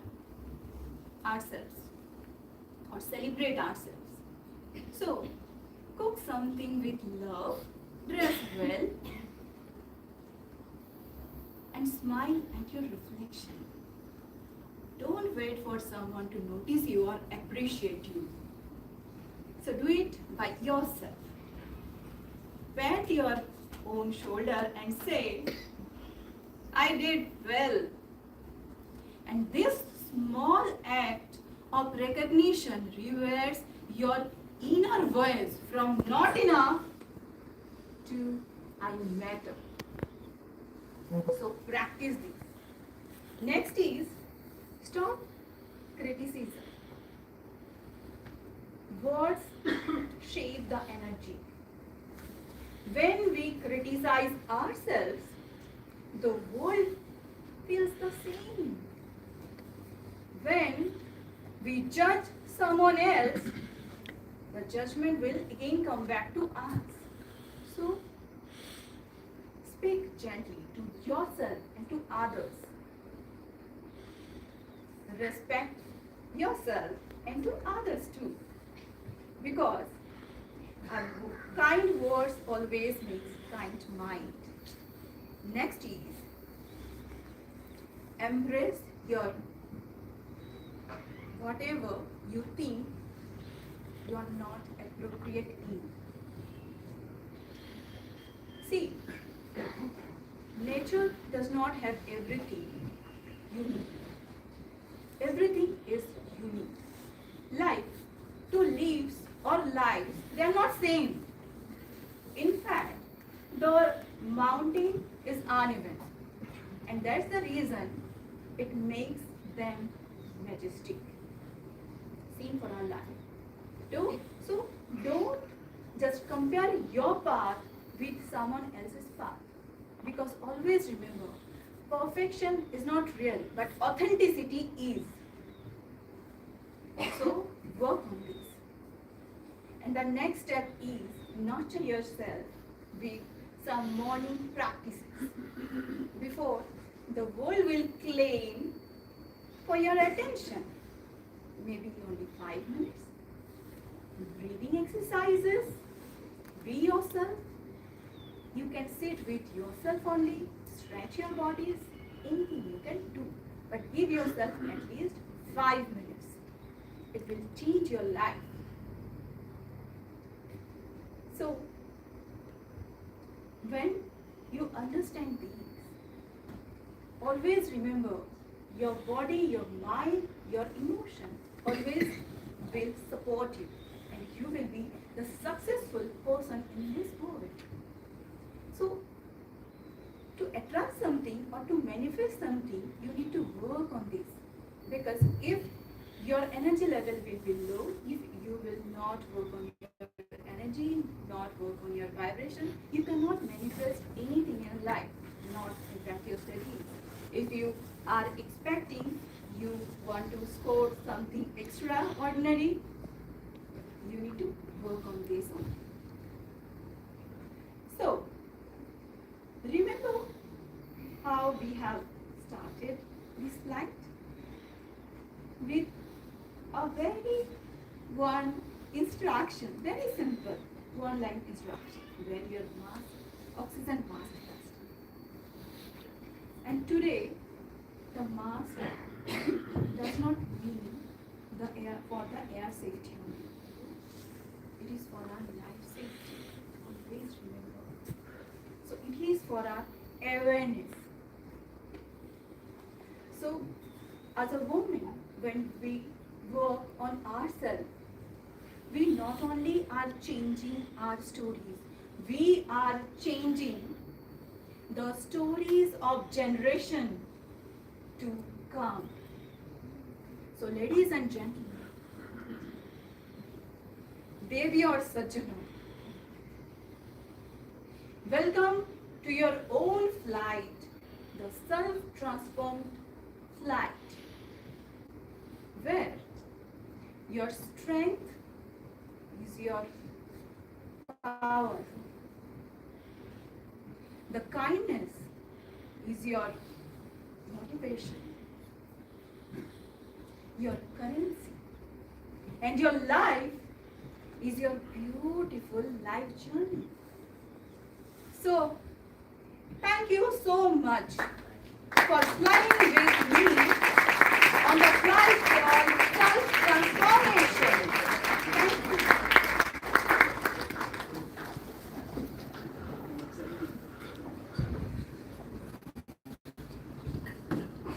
Thank you so much, ma'am, for the enlightenment and the transformative session.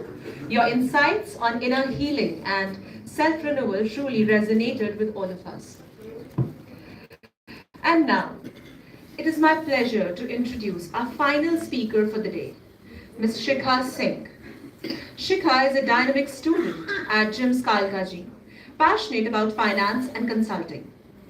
Her professional journey includes an impactful internship at Deloitte as a tax intern, where her exceptional performance earned her a pre-placement offer.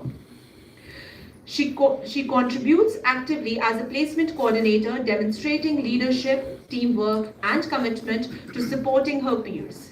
Her interests in investment strategies, market analysis, and business frameworks highlight her analytical mindset and growing expertise. Today, she shares her insights on a topic close to every student's heart: wellness in student life, balancing academics and health and fitness.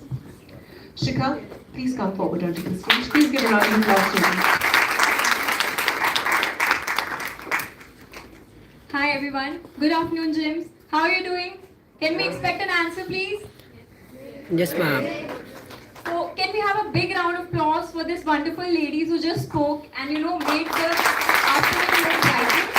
So, hello everyone. I am Shikha Singh, and being a placement coordinator and being currently standing in middle of the placement season, you definitely understand that this is a place where excitement and anxiety often sit at the same table.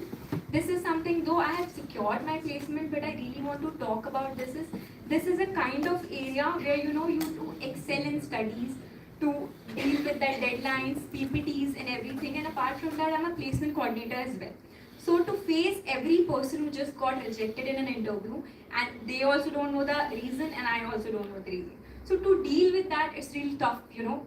So today I'm here, not as a student, I would say, I am here as a person who understood in a hard way that what is importance of well-being, and I would discuss how I learned to balance that particular climb. So balance is something that I would not say I have found in my life, but balance is something that I'm creating daily. You know, I'm inculcating that particular thing in my daily ritual. Whether, you know, the world will convince you in a way that, you know, what is success? Success is something you need to be in a constant motion. You need to network more, you need to talk with more of people, you need to excel in studies. But trust me, when you know your mind is constantly in pace, your body slowly and quietly pay the price. And some way it is very late to me, because it was sometime last year in December, I fall sick just a week before my end-term examination. And I was basically a girl, you know, who was pressurizing myself so hard that, Shikha, you need to buckle up, you need to excel in studies, you need to, you know, secure that internship, you need to have that placement, because I was the one who fought with my entire family to be here, you know, to do this particular MBA course. And I was so sure about it, because I have to do it, I'm gonna do it. So I was the one who fought for it, and I need to do that.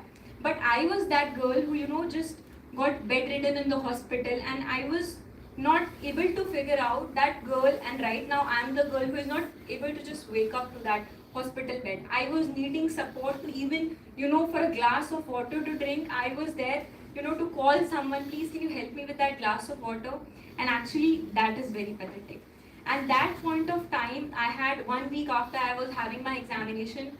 Today was Sunday and tomorrow I am having exam. The doctor is saying, Shikha, we are really sorry, but we cannot release you because you're too sick to give your examination. And I was constantly giving up, tears rolling down, and I was there, you know, that I am leaving it to God. Now God will decide that even if I can give my examination or not. So what happened, suddenly the night, on Sunday night, my doctor came and said, you know, you feel better. I think you are able to eat as well. So if you want, you can give your examination and go out there. So what I did, you know, that I said to myself, you can't give up. You have that energy. If you have that gut, you can go there and you can give the examination. I came up with my friends, fully unprepared, and they were there, you know, helping with my short notes. Shiva, you can do this, you can do that. And I was there and I gave my end-term examination successfully. And after that in May, I secured my internship at Deloitte as well. So what I really want to say is that when it's your winning season, everybody notices you, everybody claps for you, everybody is cheering for you. But you know, when you're falling back, there's like someone or no one, or there is just your loved ones. And you need to realize yourself what is well-being and how you have came here and what needs to be, you know, progress to reach there. So that was a particular point of time I decided to change my approach. So what I mean by changing my approach is that I'm not someone who would say who didn't knew what is the meaning of well-being. Every time I knew what is well-being, we have studied enough for that. But when it hit hard on you, that is the moment you understand what exactly well-being is. That is the hard way, you know, you understand. And God is someone, you know, when you don't understand that thing, it's, you know, lesson repeats itself, the history repeats itself. So I decided, no, it's now high time to take care of myself. And as a student, we all can relate. We are pressurizing ourselves so much, you know, you have to be excel in career, you have to excel in studies, you have to achieve this, you have to achieve that. Meanwhile, we are losing ourselves, we are losing our identity as well. So I changed my approach. So what I did is I now plan my week. I would say I plan my everything prior to that. And for that, I would not say that well-being, inculcating well-being is something that I'm doing it on a rigorous nature or something like that. I try very, you know, small efforts or small gesture toward myself, repeatable kindness toward myself. And it can be not grand acts, I would say, but it is small gesture to you that basically you do to yourself. So I plan my week. If I am having my exams next week, I'm pretty sure I plan and strategize things properly. That, you know what, 2 days I'll do that, 2 days I'll do that. And in between, I take breaks. I don't take breaks because that I want to have that enjoyment or something like that. And I do not plan my day to take out every moment of my day. I basically do that to respect my limit, my body limit, I would say.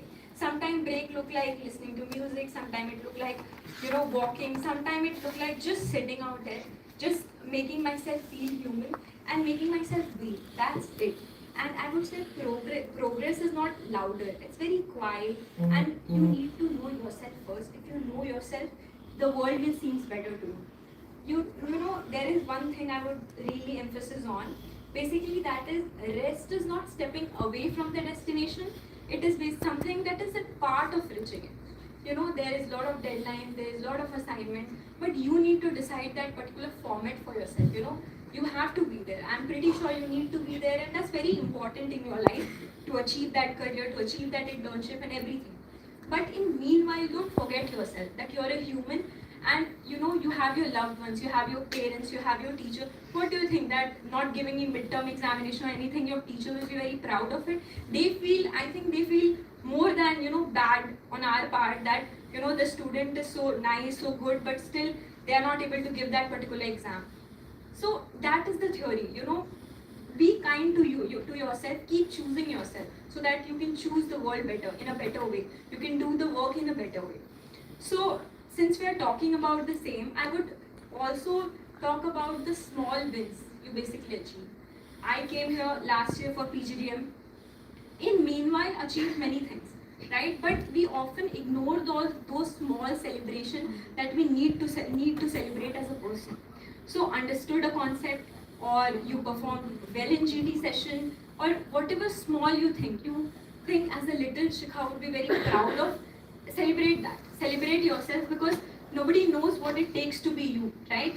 So celebrate that small wins, and I would say that avoid comparison. I cannot compare my level 20 to your to your level 25, because everybody have their own struggle, everybody have their own pace of life. We are not coming from the same page. So how can I expect that my life is same as you? If you are excelling in life and I'm somewhere just figuring it out. So let it be, right? We can clap for others if they are having their winning season. We can clap for others until it's harder. So basically, I would say well-being is something that is, first of all, it is physically, and apart from that, it's mentally as well. So mentally, you have to prepare yourself. That this is my limitation, this is my boundaries, and take care of this particular thing, and I'll make sure that I'm achieving those in the meanwhile. So since we are talking about the mental well-being or more, I would stress about the physical well-being as well. So I take care of my diet, I take care of my diet, I take care of my sleep schedule. And though I would be very honest in accepting that I love to scroll Instagram, and so you all guys, but I have understood that there is some limitation. Tomorrow I have to go to college, tomorrow I have to attend that 6 lectures back to back, and I need to sleep, right?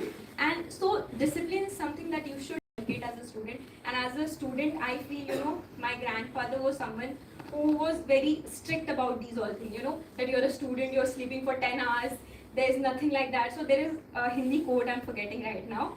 But he used to say that being a student, you would be very careful, very alert, and you would be, eat less, and something sort of this quote was there.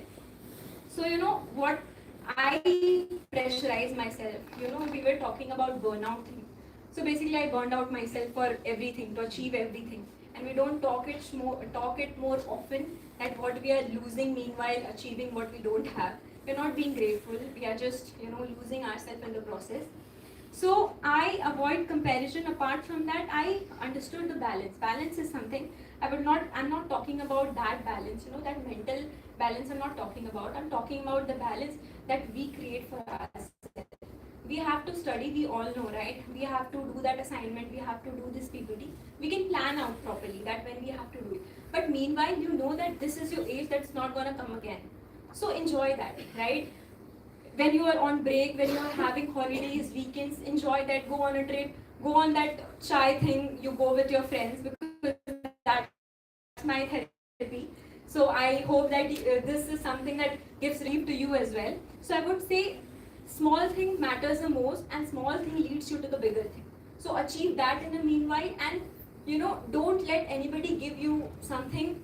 Listen to everyone, right? Listen to everyone, but pick what you feel that it good for you, that it's something that will really benefit you. It's very respectful to understand and listen to everyone, but pick that is very good or beneficial to you and your mind.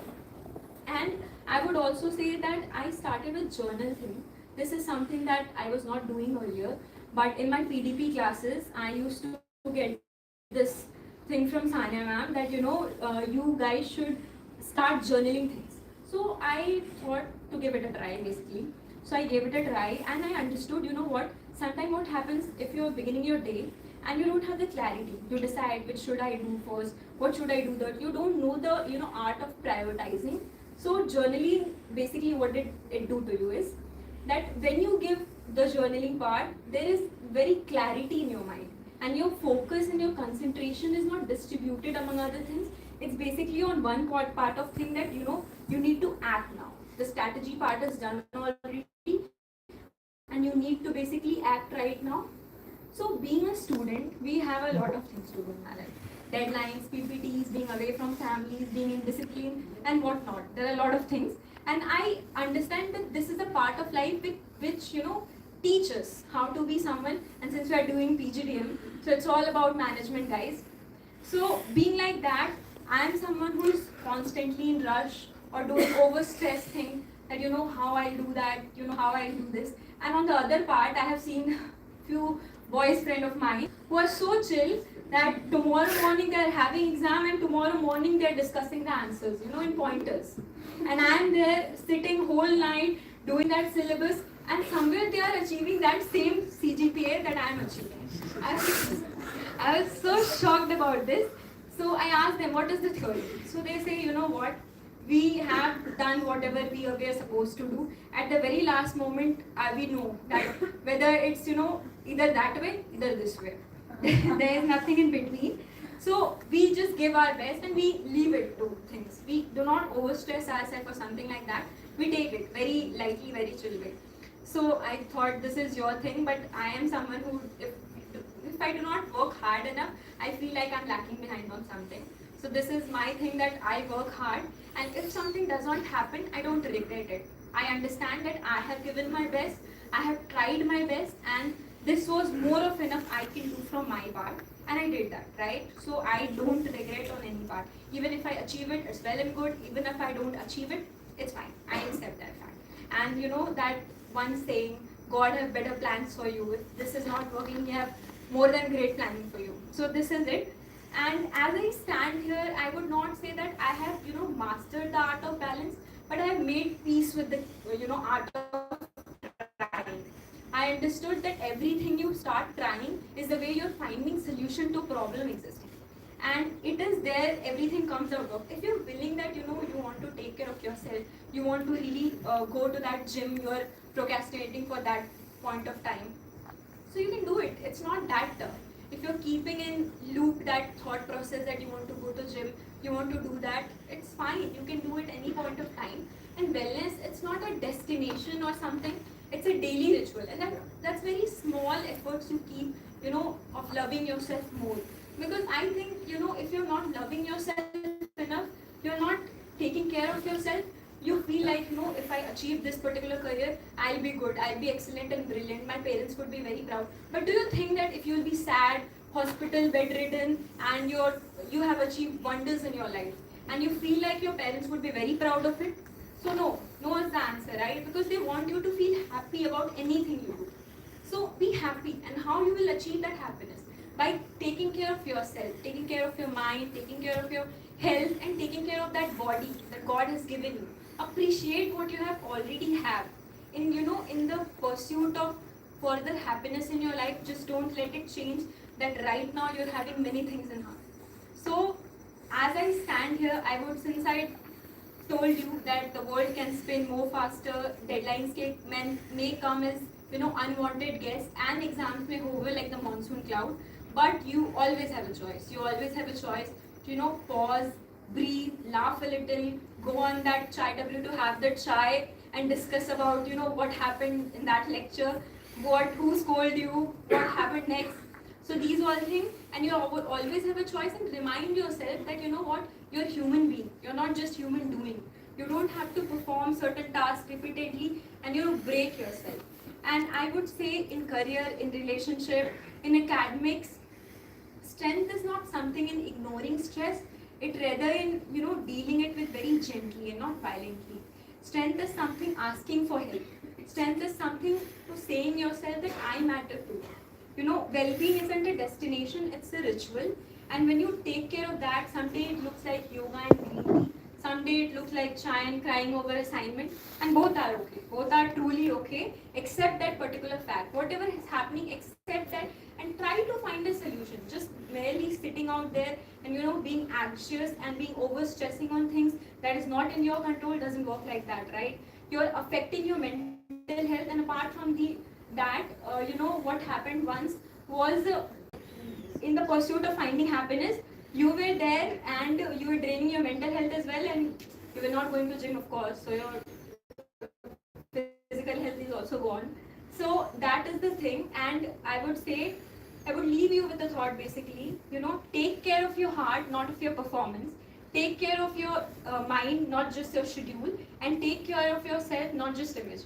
कभी ना खुद को भी वो कर्म की list में डाल के देखो जिसके लिए तुम रोज इतना भाग दौड़ कर रहे हो, बिकॉज शायद तुम नहीं रहोगे तो क्या मतलब बनता है कि क्या तुम अचीव कर लोगे या फिर क्या हो जाएगा तुम्हारे लाइफ में. So I would say, as I end this particular talk here, so I would definitely say this to you, that you don't need to be very perfect to deserve rest. You simply need to be human, and we all are wonderfully imperfectly human. That's all from my end. Thank you so much. Thank you.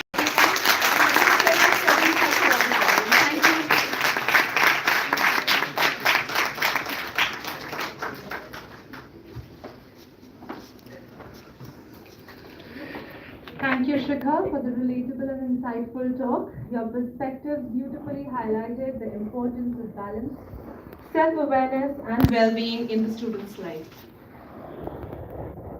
As we come to the close of today's enriching session, we reflect on the diverse and powerful insights shared on the theme, her health, her story, voices that heal. Each speaker brought a unique perspective, ranging from modern wellness and emotional resilience to environmental science, mindfulness, transformation, and student growth. Together, their stories have broadened our understanding of women's health and inspired us to embrace balance, inner strength, and purposeful growth. We're truly grateful for the wisdom, sincerity, and courage each speaker has brought to the TEDx stage today. As we approach to the conclusion of this remarkable event, it is now my privilege to invite our Chairman Sir, Dr. Amit Gupta, and Director Sir, Dr. Anuj Verma, to kindly join us on the stage to present the mementos to our esteemed speakers. Students, please give a round of applause.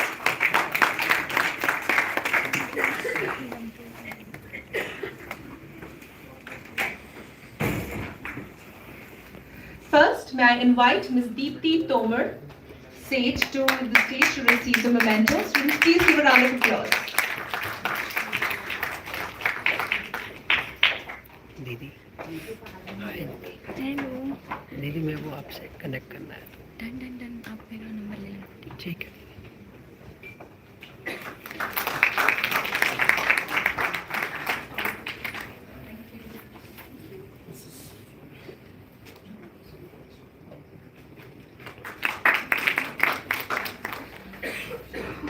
Next, please join me in welcoming Dr. Sudipti Arora to receive the memento.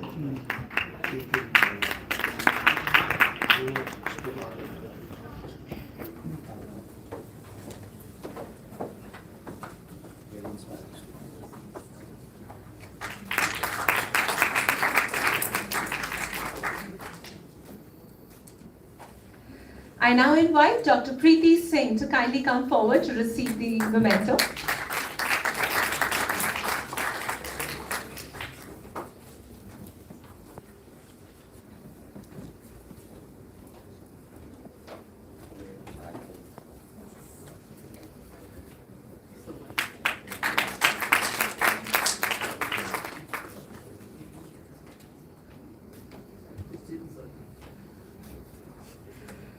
Up next, may I call Dr. Nilima Roy Chaudhary to receive the memento.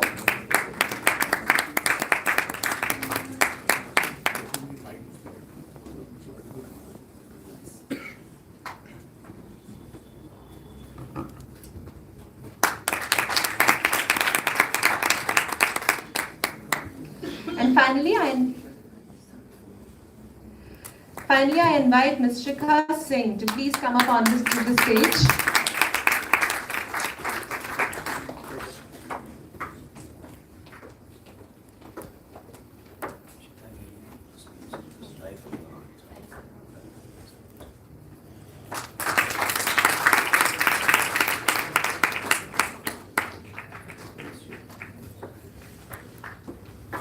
So,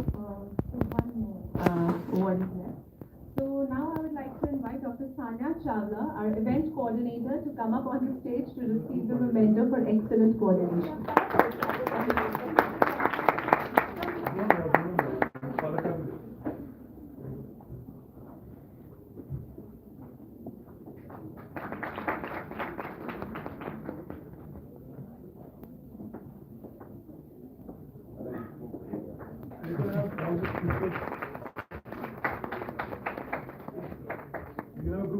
Yes, can I invite all the speakers on the stage once again? Anupama ma'am, please join us for the group picture. You can bring your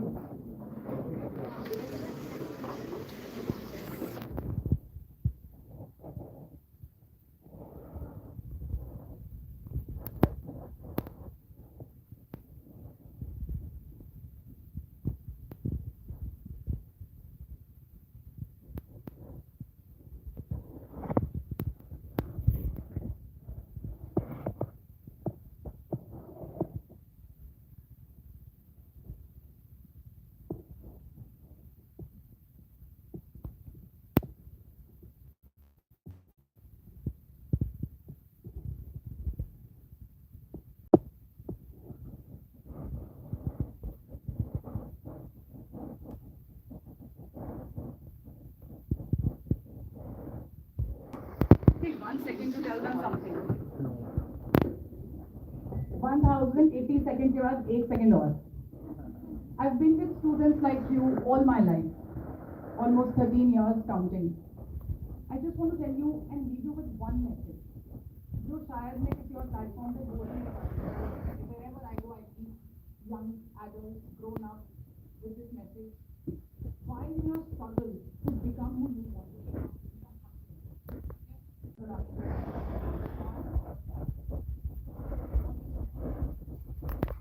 Thank you.